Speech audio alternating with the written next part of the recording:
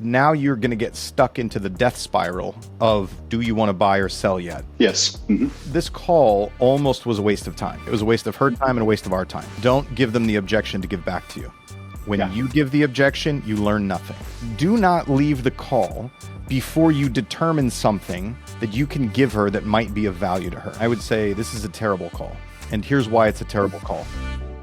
Cash call, everybody. Dale Archdekin back again, and I have a new guest today doing a call review with me. Todd, thanks for joining us today. Why don't you tell us where you're at, how long you've been in the business, and I know you have a bit of a unique situation. You're not just a straightforward agent. So why don't you tell us what your scenario is? Thanks, Dale. I appreciate the opportunity. So Todd Flavio, been in the mortgage business for 30 years, had the great fortune to serve thousands of families and fund, over $1 billion in mortgages. So that's been great. But I got a little restless a few years ago and really wanted to get into the lead gen aspect of the business and also figure out a way that I could really provide value to my real estate partners. So that's translated into me really understanding how online leads work and the flow, and really developing my skills as building those relationships on the phone. Okay, got it. So if I were to put that into a nutshell for those of us out there who have short attention spans, what that means is that you essentially are working leads, real estate leads for your agent partners, and you're almost functioning sort of like an ISA department for the agents that you're partnered with. That is correct. That we're actively involved in building those relationships and creating opportunities for both of us. Okay, for dum-dums out there, that means he's setting appointments, creating nurtures for agents is what he's doing that he's partnered with. All right, so Todd's making calls and your partner is making calls also. So we have some calls that we're going to listen to today, right? Yeah, correct. Now, you're not currently a coaching client of ours. Hopefully we'll change that, get you into coaching with us at some point. But let me just ask you this, Todd. So we typically track 4 key metrics, which are the sort of leading indicators for production for sales, which is contacts made, appointments set, appointments met, contracts signed.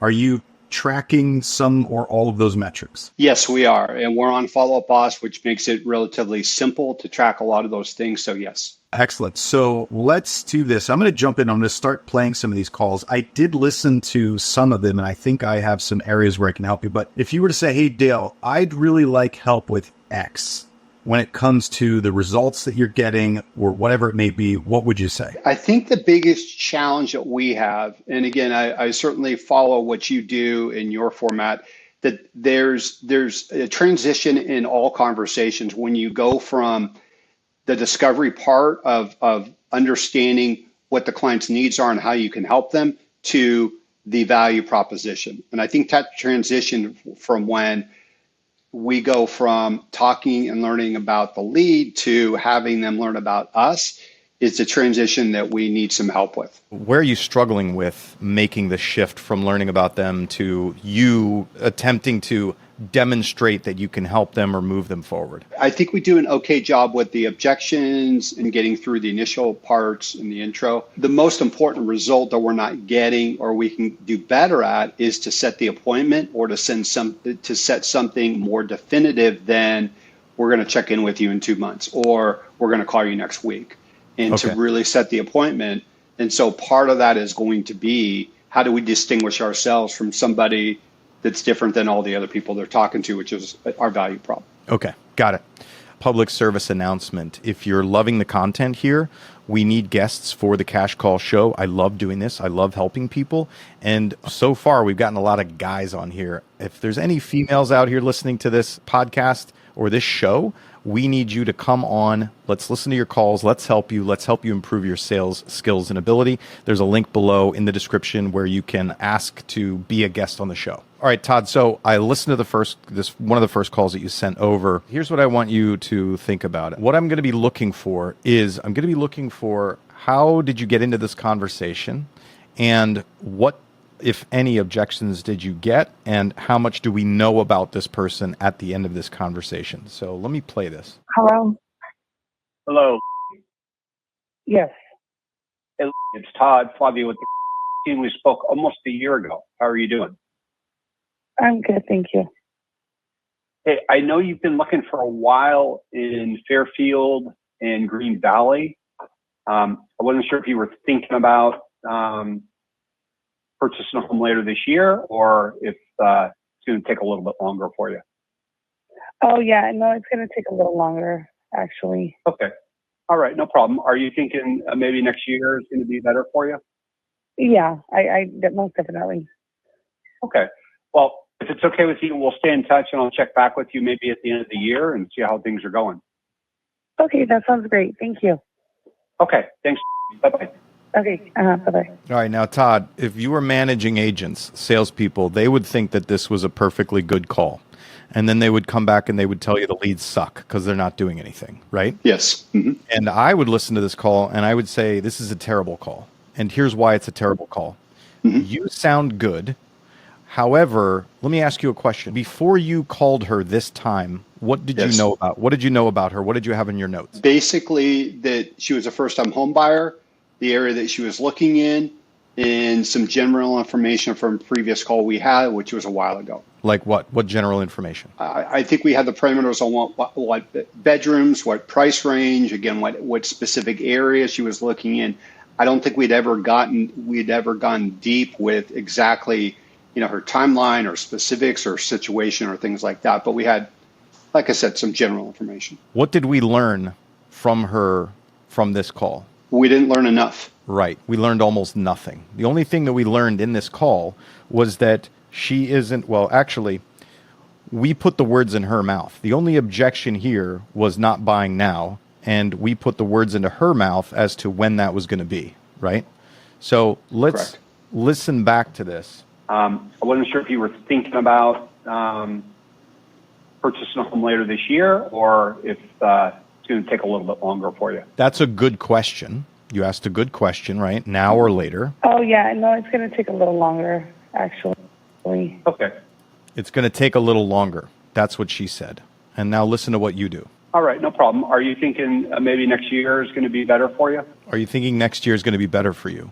You just basically gave her the answer to give back to you. You didn't learn anything, right? You chose that as an answer. You chose that as the result. Yeah, I most definitely. Okay, most definitely. Okay. Well, if it's okay with you, we'll stay in touch and I'll check back with you maybe at the end of the year. So Todd, based on this conversation, why is she not going to be buying until next year, which you offered as the solution? We don't know the answer because I didn't ask the question correctly. We don't know the answer. Why is she buying a house? Why does she want to buy a house? Yes, we don't know. You're correct. We didn't get any substance out of this. Don't know any of that stuff, right? This call almost was a waste of time, right? It was a waste of her time and a waste of our time. Yes. And the only thing that we ended up with is that now we have to randomly call her back again at some point in the future to see if she wants to buy yet. Now you're going to get stuck into the death spiral of, do you want to buy or sell yet? And that's the worst place to be in. Versus, I don't remember what her name is. Let's just say it was Sally. What I would have liked to hear, actually look at the record in your system and tell me what your notes say before this call. What was the price range? What was the area? 600,000, Fairfield, Green Valley, Okay. Napa, 3.2. Okay, Napa 3.2. Anything else? That was it. Okay, so I'm going to ring you, Todd, and you're going to be Sally, okay? Does it say anything about where she currently lives or why she's buying or why she wants to get out of where she is? Unless they're buried in the notes, no, they're not in the background section, so they're not available. All right, does it say in there that she was a first-time buyer? Yes, I think somewhere in there I picked that up. Okay, got it. So we have that little bit of information. So I'm going to show you how we use that information when you first get into the conversation. And two, that tells me that you guys you're not getting enough information in the initial conversation if this is how most of your notes go. Because what you have here, other than potentially the first-time buyer, mostly what you have is just a very functional sales information, but you don't have rapport building information and you don't have enough to use for relationship when you call back again. Right. So what that would probably sound more like is like this. Ring, Todd. Hello. Hello, Todd. This is Dale Archdekin with whatever it is Todd said. Listen, you and I talked a long time ago. It looks like a year ago or more. And at that time, you were a first-time home buyer. You were potentially interested in buying in Napa, maybe around the 600s. And I just wanted to reach out, see if you ever ended up purchasing something or if you're still shopping. That compared to, let's listen to how this went. We spoke almost a year ago. How are you doing? I'm good, thank you. Hey, I know you've been looking for a while in Fairfield in Green Valley. I wasn't sure if you were thinking about. You took a lot longer to get there, right? Mm-hmm. Mine used a lot more of the shreds of information that we had to get in there very quickly to say, hey, we had rapport before. I'm comfortable with you. We had a conversation before. These are the things I know about you. And you asked if it was her, right? You said, hello, is it? I went in with, I know that it's you, Todd. I know it's you, Todd. Here's what we did. This is when it happened. This is what I know. And here's my direct question. So we're condensing all of that because you have to think about this. There is no way that that woman remembers talking to you a year ago, let alone a week ago in a lot of cases, right? So the whole we talked a year ago is almost worthless. So what you want to do is you want to cram up front as much of how much I know about you and the fact that we had rapport, and you want to sound comfortable and confident, and just deliver it in one quick package. The other thing is go in knowing who it is. In 2024, the only people that call your phone and don't know that it's you are salespeople, right? Okay. And do we ever want to talk to a salesperson if we're not ready to buy something or ask a question? No. No, we don't, right? No. So she doesn't recognize the number, doesn't recognize the voice. The voice on the other end asks if it's her. I mean, that's like the 3-strike rule. So get in faster, deliver the payload, and get the question answered. So why don't we role play that? So I'm Sally. You have the notes on me. Give me a ring. I'll answer the phone. Hey, Sally, it's Todd with the Realty One team. We had spoken about a year ago, and I know you were looking in Napa and Fairfield. Did you, by chance, ever find a home? Okay. Or what? Or I forgot the second part of that. It was Doesn't matter. What's the alternative to finding a house? to not finding a house. Okay. Or did you not find a house? That's totally fine. So give them an either or. Give the option. Exactly. Okay. Great. Gotcha. That sounded better. Let's do it one more time, Todd. And I want you to call me because you're a little bit of a drier guy, and this is role play and acting. Yeah. I want you to call me like I am your college buddy that you loved and had a great time with and haven't talked to me in 5 years, and you feel excited to reconnect with me again. Okay? So you say ring, and I'll answer the phone. All right. Ring. Hello. Hey, Dale, it's Todd with the. Hey, it's been a while, but I wanted to call you, and I know you've been looking for homes in Fairfield and Napa for a while. Hey, did you ever find a home, or are you still looking? Excellent. That's so much better, man. There's definitely more energy there. I would just drop a couple of the hays. But I know that you're doing this on the fly, on camera, for the rest of the universe to now watch on YouTube, so we'll cut you some slack. Could you feel the difference from the first time you did it to the second time you did it? Yes, for me, it sounds like I'm super hyped, but I think that comes across as just energetic and positive. Yeah, exactly. So because your natural style is a little more dry and a little more subdued, even when you think you're wilding out, you're just going to sound like you're a little happier to most other people. Okay. And it's probably going to make you feel better. Now, putting that much energy for you into each conversation is going to be hard to do. Yeah. It's going to be hard to do. But here's the thing that I try to remember myself, that I always remember when I'm prospecting and when I'm teaching other people, is that although you might be my 8th conversation or 12th conversation of the day, to you, I'm your first. It's the first time we're interacting. So try to remember that, and as much as you can, give them that first time experience. I know it's hard, I know it's draining, but it will help the conversations that you're having. Okay, that helps. I've got one other question because again, through this process, there's a lot of people that say I'm not ready, or basically they're uncommittal, which is fine. And I know it's our job to work through the objections and learn more and dig a little bit, but should we instinctively always be pushing for some kind of commitment and appointment? Or if they've identified in that conversation, hey, I'm really hesitant. Hey, I'm not, here's the parameters and here's the details of why I'm not ready and what would make me ready. It's a fine line of pushing for the appointment and saying, okay, we need to meet or we need to set up an appointment, or, hey, Dale, thank you so much for the information. That was great. Hey, what I'm going to do is I'm going to make sure we connect in the next 60 days and we'll talk more about our plan. You can't always push for a face-to-face, and you can't always push these people to speed their timeline up, because in reality, a lot of the types of leads that we work in our industry are very far down the road. And so in a lot of cases, the best thing that we can do is build as much rapport as we can and then have some form of logical next step. Okay. And in this case, your logical next step, let's listen to what it was. We'll stay in touch, and I'll check back with you maybe at the end of the year and see how things are going. We'll stay in touch. I'll check back with you maybe the end of the year and see how things are going. A logical next step has three pieces: when we're going to talk, why we're going to talk, and what the lead's going to get out of it. Okay? So when we're going to talk was kind of vague, maybe around the end of the year. Why we're going to talk was not clear at all. It was to, quote, see where she's at. And what she's going to get out of it, nothing that she's going to get out of that, right? And so instead, with, let's say, this particular person who, I mean, I've got some things for you around objection handlers, but let's say that this woman here, do not leave the call before you determine something that you can give her that might be of value to her.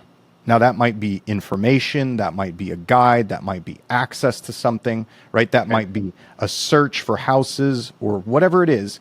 You need to determine something you can give her that would be of value, and then you're going to commit to giving it to her, and then you can follow up once you've given it to her.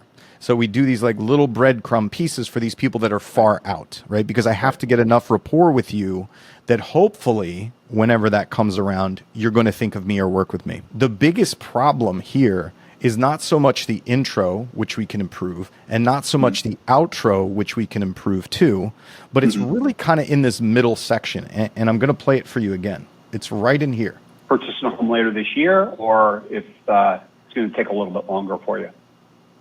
Oh, yeah. No, it's going to take a little longer, actually. Okay. It's going to take a little longer, actually. That is an objection, which says not now, right? Yes. He says not now. What do you want to know? Why not now? Why not now, right? Pretty self-explanatory. And so we do that. One, we don't use the word why. Two, we do it with a question. So that might sound something like, oh, got it. What's important about later? I don't need to define later yet. I'm going to, you used later, she used later. Apparently later means something between the two of you, which we don't know yet. But we'll just keep with that X factor, and we'll just keep going down the X factor road. Oh, got it. What's important about later? Or how did you decide later? Yes. Right? Super open-ended question. We're not leading. We're not pressuring. No sales pressure. Let me just understand you. Now, I don't know what the answer is going to be because we never asked the question. But don't do this. All right, no problem. Are you thinking maybe next year is going to be better for you? Don't give them the objection to give back to you. When you give the objection, you learn nothing. The only time you give an objection, I would do it as an option. Give two different ones if you have to, but that's really only when somebody's stonewalling you completely. And in fact, I think there's a better technique that you can follow when they're stonewalling you, which is just to call it out, right? Okay. Yeah. That's are we good with this call? Yes, absolutely. Okay. I think we could learn stuff just from this call. Oh, yes, I agree. Excellent. And you know what? Full disclosure, everybody listening to this, I've actually met with Todd sort of in a coaching capacity prior to him doing this call, but I've never listened to Todd's calls. And Todd knows that he could use some help. But even as a trainer or coach, in talking with Todd, I could never imagine that these are some of the issues that Todd was dealing with. Like we have to listen to these things together to figure out what's going on, because obviously if Todd knew not to do these things, he wouldn't be doing these things. So now being able to listen to it with a trainer and coach, Todd, what does that do for you? A lot. I like the breakdown, and it's extremely helpful for us to recap the whole conversation and be transparent and figure out how we can make it better. Excellent. All right, let's go on to the next one, Todd. Hello. Hi, Romeo. Now, we've already corrected that, right? You hear, hi, Romeo? Yeah, and that's an instinctive thing that I've done, but I need to change it. Because you know it's Romeo. You need to have that confidence. You need to go into that conversation knowing that this is Romeo. Yes. What happens if it's actually not Romeo? What's going to happen? He's going to correct me. He's going to tell you. Nobody ever accidentally talked to a salesperson. Don't worry about that. But The difference between showing up and not knowing if it's them, and they're like, the only people that call me are salespeople who don't know who I am, versus going in and saying, hey, I know it's you, Romeo, and here's the deal. You really show more control of that conversation, and they will respond to that confidence. Yes. Hey, Romeo, it's Todd with team. How are you? You heard his yes, right? Yes. That means, who are you? And I'm pretty sure you're a salesperson. Yes, he smells it. Yeah, he smells it right away. I was giving you a call. I know you were online looking at homes in Fairfield. I wasn't sure if you were just kind of checking out the market or if you were thinking about purchasing a home this year. Okay, now, I want you to tighten this up, and I would like you to try getting rid of your salutation. Yes. Not that it's wrong to do. I just want you to test it out. So I want you to, let's role play real quick with a salutation versus without a salutation, okay? Ring, ring, Todd. Hello. Hello, Todd. This is Dale Archdekin with... How are you? Good. Now, okay, you're like, oh, here we go, right? Yeah. Now, this is without a salutation. Ring, ring. Hello. Hello, Todd. This is Dale Archdekin with... You registered on our website a while ago to look at homes for sale, and I just wanted to see if you're planning on buying in the next few months or if you're just window shopping at this point. So, which of those from a strange salesperson as a consumer would you prefer to hear? Well, the latter is probably more effective in both parts. Yeah, exactly. And not that a salutation is wrong in and of itself, because it's a normal speech pattern that people use. Like, I call my wife or kids or friends. I don't just launch into what I want. So it's not wrong to use a salutation, but I want you to test it out and see how it goes, because more and more consumers are just bombarded by sales calls. And ultimately, you know, anytime we answer that phone number that we don't recognize and we don't recognize the voice on the other end, we are already immediately thinking that it's a sales call, which means get to the point. And if you screw around with me too long, it's just going to make me want to reject you even more. Yes, absolutely. Give it a try. I don't know yet. You don't know yet, so there's a possibility, it sounds like. Yeah. But All right. Well, is it dependent on the market, or is it dependent on some other things going on? You're giving objections out again, right? Is it dependent on the market or dependent on other things going on? So you've just given him two objections to give back to you, or to pick. You're like, pick your objection. Yep. So here's what I would do instead. Let's go back to where you asked your first question. Fairfield, I wasn't sure if you were just kind of checking out the market or if you were thinking about purchasing a home this year. I don't know yet. You don't know yet, so there's a possibility. You don't know yet. Hey, well, where are you living now? Or do you already know that? What do you know about the guy? It's a seller lead, so he owns the property he's in. Okay, and what did you have in your notes about him before you called him? I don't think I had much of anything other than we had an address and just some general activity information, but not a lot of information other than he had requested a home valuation report. Requested a home valuation report. Okay, Todd, you're not using your notes well enough. Here's the way that this would go. What's the name of his street? We have Sunset. Yeah, it looks like he did trigger something in relation to a valuation request. So yeah, that's correct. Okay, Sunset, he had requested a valuation. All right, so ring, Todd. Hello. Hello, Todd. This is Dale Archdekin with...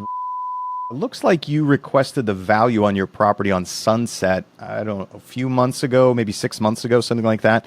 Did you ever get the information you were looking for? I don't remember signing up for that. Okay, got it. Well, do you still own the property or did you end up selling it? No, I still own it. You still own it. Okay, got it. So usually when people request their value, either they're looking to refinance or they're possibly looking to sell the property. What was important to you about getting the value report of your property? Probably just curious. Just curious. Yeah, a lot of people are. I love keeping tabs on what my house is worth. So how long have you lived in the neighborhood? Oh, 6 years. Okay. All right. So you see where this conversation is going. Yeah. Yeah. Be more effective with what you know. We have to call people all the time that we don't know anything about and we've had no interaction with. Yeah. And so when you gloss over or don't use right up front the information that you do know, you're wasting a card. Okay. Okay? Because what you're doing is you're kind of slow playing your info. You're putting it in bits and pieces after you start talking to them. Knowing something about them and having an interaction in the past is the card that you lead with. As densely as you can, you want to use it as effectively as you possibly can to get in there and then have the conversation stem from that. And what you'll notice is that I was trying to get from you where you were at or why you wanted that information without asking you the word why, because it's confrontational. And then I switched over into Rapport, asking you how long you've been in the neighborhood. I switched into Rapport because it didn't sound like you had any kind of burning motivation to do anything right now. Does that make sense? Yes. Yes, Okay. sure does. Good. When you said, Todd, what is the purpose of a salesperson? You as a consumer, when a salesperson approaches you or talks to you, what's their purpose? To sell me something. To sell you something. And so when the salesperson says this, You don't know yet, so there's a possibility, it sounds like. so there's a possibility, it sounds like. What's that salesperson's purpose? To sell something. To sell something, right? To get me to do Yes. something, to make a decision. So be careful of what you say, right? Okay. We're always the wolf in grandma's nightgown. And when you say stuff like, oh, there's a possibility, or when would you like to move forward? That's when you whip the nightgown off and they're like, oh, I knew you were a salesperson. Yeah. But All right. Well, is it dependent on the market, or is it dependent on some other things going on? Okay. So when he said there's a possibility, if we just rewind it to that, rather than you giving the two objections, if I just take that microcosm, he said, oh, I'm not sure yet. I might say, oh, you're not sure yet. Well, why would you even want to move, right? I'm just going to maybe do a reversal. Or, oh, you're not sure yet. Got it. Do you even have a reason to move? Something like that. It's kind of a takeaway question. It needs to be a pure discovery question rather than me giving him an objection. And I think that comes up later in the call, but it needs to happen earlier. what you ask? Can you what your question again? What is that? Yeah. So there's a lot of people concerned about interest rates that are waiting for interest rates, and there's other people that are, waiting on, I don't know, taking a new job or doing something else. Yeah. Are you? All right, Todd, this is going to be a hard habit for you to break, buddy. I know. Yeah, you're sort of like, pick your flavor of objection and give that back to me. Yep. And what you'll notice is he picks up on interest rates. I don't even know if that's authentic to him or not. Yeah, I'm kind of handing him the gun. Yeah, exactly. Listen to what happens, what he does. Yeah. So there's a lot of people concerned about interest rates that are waiting for interest rates, and there's other people that are, waiting on, I don't know, taking a new job or doing something else. Yeah. Are you? What's the interest rate now? What's interest rates now? And I listened to this call, and now we get another minute and a half of interest rate conversation because you brought it into the conversation. Yes. Yeah. All right. I don't think I'm going to play this whole one. We'll move on to the next one. But this is a pattern that I'm noticing with you is that you're giving out the objections. Yes. Nope. Hi, Leo. All right. Now, how would this go, Todd, now that you know, now that you have the power? Leo, it's Todd Flavio from the team. The reason I was calling you is... Yeah. Okay. And I forgot the reason. Yeah, I would get rid of reason. You don't need to give them a reason. Yeah, right. You don't need to say reason, right? It's much better to lead with you, right? Yes. Hey, Todd, this is Dale Archdekin. You registered on our website, which immediately points at you. You're the reason I'm calling. And you want to match his first word. That's the only other thing. Let me hit play again. Nope. Hi, Leo. It was hello. Now, if you're are you using a dialer? It's just the follow-up boss dialer. Okay, so you should be able to catch the first word. If you can catch the first word, match it. Hey, Leo, it's Todd with the... How are you? Hey, how you doing, sir? Good. I was just giving you a quick call. I know you've been in our system for a little while, and you were looking for homes in Pittsburgh. I wasn't sure if you were just checking out the market or if you were thinking about purchasing a home later this year. All right, it took 24 seconds to get there. Yes. Before this guy answered the phone, he wanted to know who you were, why you were calling, and what you wanted. Mm-hmm. Before the phone ever answered, right? And so we're going to condense your intro to get there much, much faster. Yes. Okay. I'm still checking on that, man. No rush at all because the interest rate is so high. Can't afford it, man. I'll be honest with you. All right. Interest rate's so high, I can't afford it right now, to be honest with you. Right? Mm-hmm. Okay. So here's my recommendation. Agree with him. Yeah, interest rates are high. So what had you looking into making a move in the first place? We could maybe go back to the past, or we could go with the present. Yeah, I agree with you. Interest rates are high. How are the interest rates affecting your ability to make a move? These are just two discovery questions, right? Gotcha. All right. So you kind of held back with interest rates. Yeah, but I got you guys on my to-do list. There you go. Okay. So, all right. So I would assume if interest rates started to come down, then you may be a little bit more interested. It sounds like. Wasn't that a perfectly formed objection that you just articulated for him? Yes. Like I said, I handed him the gun. I think you should become the professional objection guy. Those are amazing objections. I'll reach out on you as soon as those things I can afford, because I'm not going to put myself in something that I can't, I can't do it. Yeah, I don't think anybody would want that.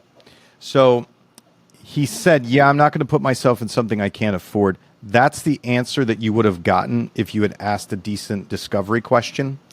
So we're in this call specifically, he's still telling us what we need to know in spite of you doing it in the wrong way.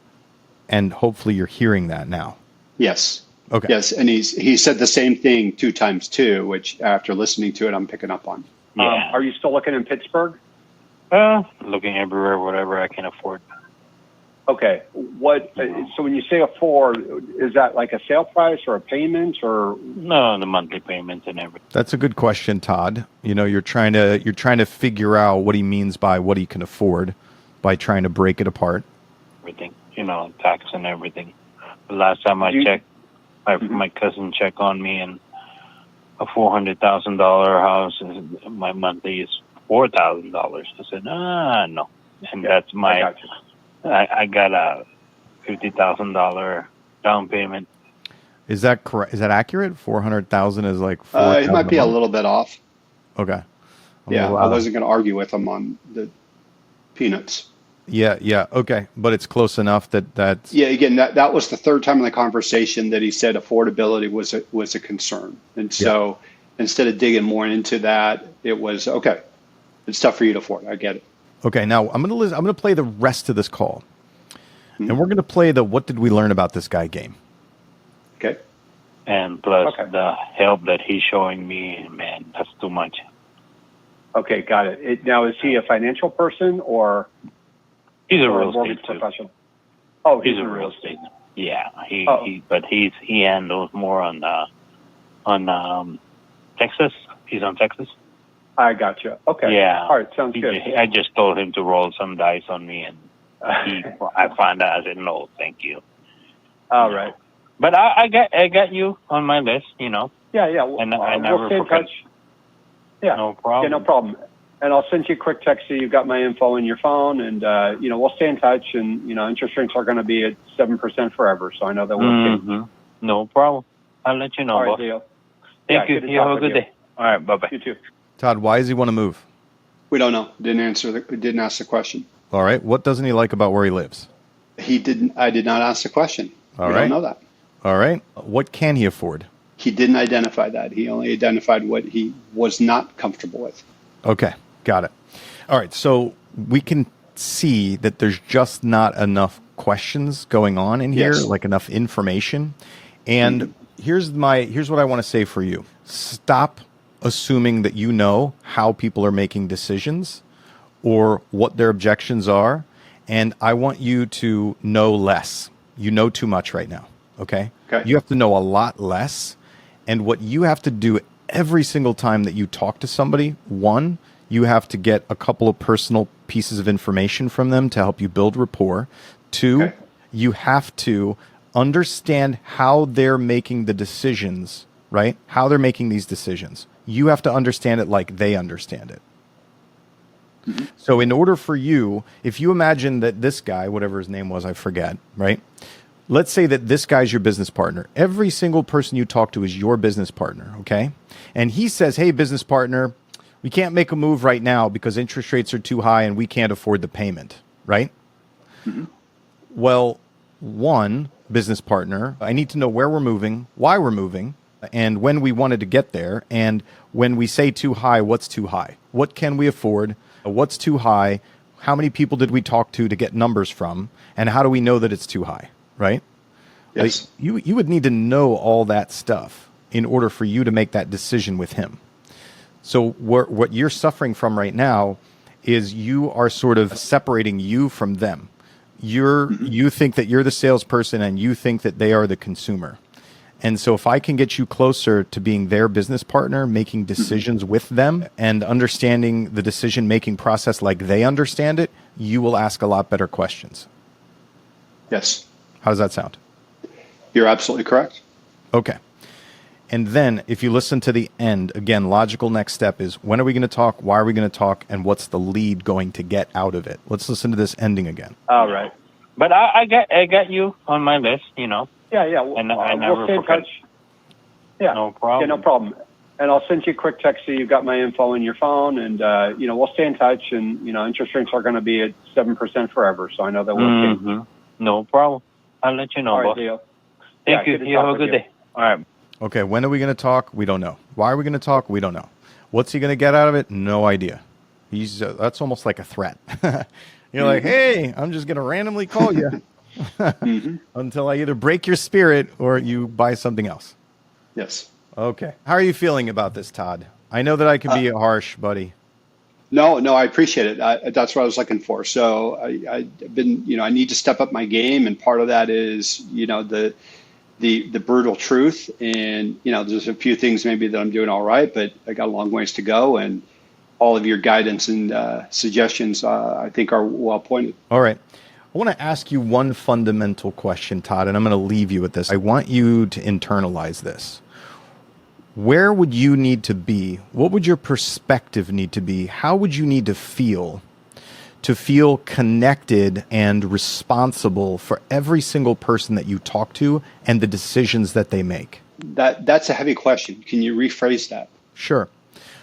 Where would you need to be in your mind, or what perspective would you need to have in order for you to feel responsible for and connected to the decisions that every single lead you talk to makes? I think a better understanding, and I think less is more in this case, where trying to understand exactly what their decision making is and their willingness to provide that is going to help me understand where they are in the process. So I don't know if I answered that correctly. You did, and I think that you're a very process-oriented guy. Is that a fair statement? Yes. Yes. Okay.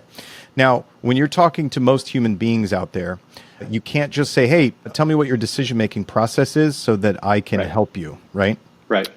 Can't go in the front door. You got to sneak around back. And you do that with nice, jovial, personal questions, rapport building, and with the intent of getting what their decision, how they've arrived at that decision. You have to eat around the edges. Okay? Yep. Mm-hmm. All right. Yeah, unfortunately, if only people were like a computer program where you could be like, all right, show me the data. Let's look at the data. How do we do the math, right? Yep. That'd be great. Unfortunately, people don't work that way. Yes, I understood. Hello? Hi, is this Nikki? Yes. Nikki. Now you can go teach your partner, right? Yeah. Oh, yeah. Yeah. And it's going to sound, you could put my name on this and it would probably sound very similar. Okay, let's hear it. Hey, this is Peter Johnson calling from I was calling really quick because you had come back to our website earlier this month looking at some homes in Vacaville. And we just want to see, are you kind of looking for fun, or are you looking to purchase a home in the near future in Vacaville? All right, so that's not terrible, right? Is his question and allowing her to say that she's just looking or just getting started, that's exactly the way you want to do it. We can tighten up his intro, and you can get rid of things like, I was just calling because whatever. Just skip through it. You can get to it much quicker. Kind of just looking for fun, just pricing. Yeah, for sure. Is what you're seeing, does it look attractive, or are there things that you wish were different about the listings that we're sending to you? All right. I don't know. I'm not sure where we're going here. Asking if she likes the listings we're sending. Yeah, I don't remember exactly what I was looking at, but yeah, I usually just check from time to time, like the pricing and seeing like what's out there. Totally. Okay. Yeah, not a problem. That's what the website's there for. We just want to stay in touch. And if there is anything we can help with from a real estate standpoint, feel free to reach out. We're here to help. Perfect. Thank you. All right. Thanks. Bye-bye. Now, this was a customer service call. This was not a sales call, right? Right. It was a waste of time for her, waste of time for him. And I don't know why he ended this conversation so quickly. You know, where does she live? How long has she been there? What has, if she did make a move, where would she want to go to? Or what neighborhoods is she looking to get into? Is she the only person who would make a move? Is anybody else moving with her? Right? Anything like that. Has she ever purchased before? Would it be her first time? Is she currently renting? Does she own? All these questions that could have happened in here. And here's the thing. So this is what we teach salespeople. You have to get full discovery. Who, where, when, why, what, and how much when you have that conversation with somebody, as much as you can. People that aren't going to be doing anything for a long time don't have a lot of those details. People who are going to be doing something have every one of those details in spades. But you need to try to get as much of that as you can. One, because it creates rapport. Two, it makes a vastly better follow-up later on when you talk to them again. And three, it gives you an understanding of how you should approach them in the future and kind of what the timing is without even asking them timing in a lot of cases. And the other thing is, if they give all that data to you, all that information to you, who are they less likely to give that information to in the future? Somebody else. Another agent, right? Mm-hmm. Yeah. Because nobody wants to talk to a salesperson. So if I already talked with whatever your partner's name is, and I gave him all my info, and then Sally calls me a week later saying the same thing, I'm more likely to push her off because I've already given that information to an agent. Yes. Yeah, that's why you got to get it. Okay, good. Is that good for today, Todd? Yes, that was plenty. Yes. Excellent. What's your takeaways from today, Todd? As I told you before, I felt like I was headed to the principal's office, and okay. I was asked to repeat third grade. So yes, I'll be repeating third grade again. Was it that bad? Wait, was it that bad though? Don't scare everybody off. No. That was extremely helpful. And again, part of this whole process, and I'll use process again, is to again really build this craft for me as a fundamental part of the sales process. And so it's vitally important. It's not like a skill that, hey, if I wish I had this, it would be helpful. It's like, this is really crucial to, again, building trust, understanding needs, working through objections, understanding how to help and serve people. So like I said, it helped me in so many ways with being able to again, have better conversations, again, help people, understand people more, and know when to push a little bit, know when to back off too. So I think it was extremely helpful. Excellent. Yeah, I would say that in general, you and your partner need to push a little bit more, and you specifically stop offering objections and try to figure out who these people are as humans and how they're making decisions. Agreed. Yes. So Excellent. Thank you. Great. Todd, thanks for joining me. I appreciate you doing this and wish you luck. Yeah. Thank you, Dale.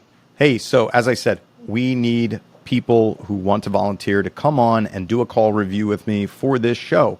If you want to come on, get a free coaching session from me around your calls and where you can immediately make an impact in your ability to get into a conversation, set appointments, set nurtures, and get more deals closed, just click the link in the description here so we can see if you'd be a good guest on the Cash Call podcast. Thanks. Well, that was a great episode. If you like that and you want more, check out the free training that I have here. Click on the link. It is how to convert any lead in 4 simple steps. It's going to walk you through the 4 key steps you need to be able to convert any lead source that you're talking to. It's going to help you immensely.